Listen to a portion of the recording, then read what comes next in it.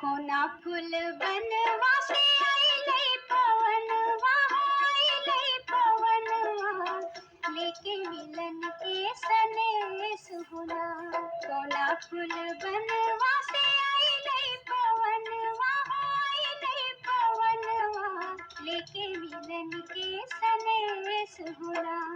उड़ी उड़ी मनवा छुई आसमनवा छुई आसमनवा जहाँ है सपना के देश होना।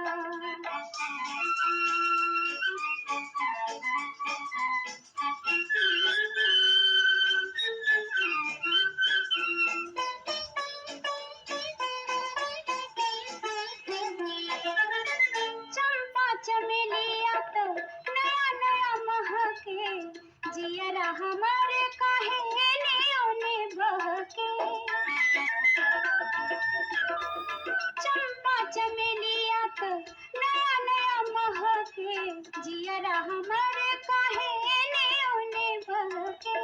कल तक रहे जानवा पन्नंगवा पन्नंगनवा लग है अब तो विदेश हुना। कोना फूल बनवा से आइले पवनवा आइले पवनवा लेके मिलन के सनेस हुना।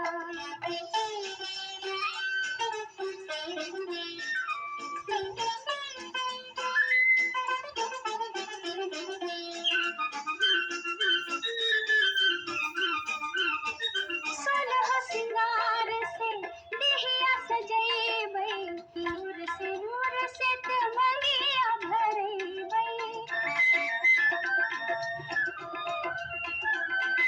सोलह सिंगार से देहिया सजैबै नूर से तमंगिया भरैबै। देखे है तो देखते ही रहे है सजनवा हमर सजनवा अपन दुल्हनिया के भेस हुआ।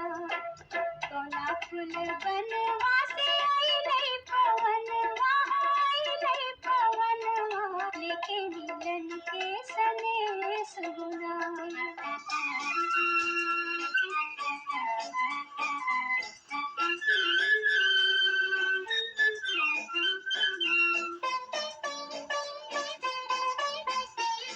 मन में सजैली जे मोहनी मूर्तिया बनी हमर जन्म के संझतिया।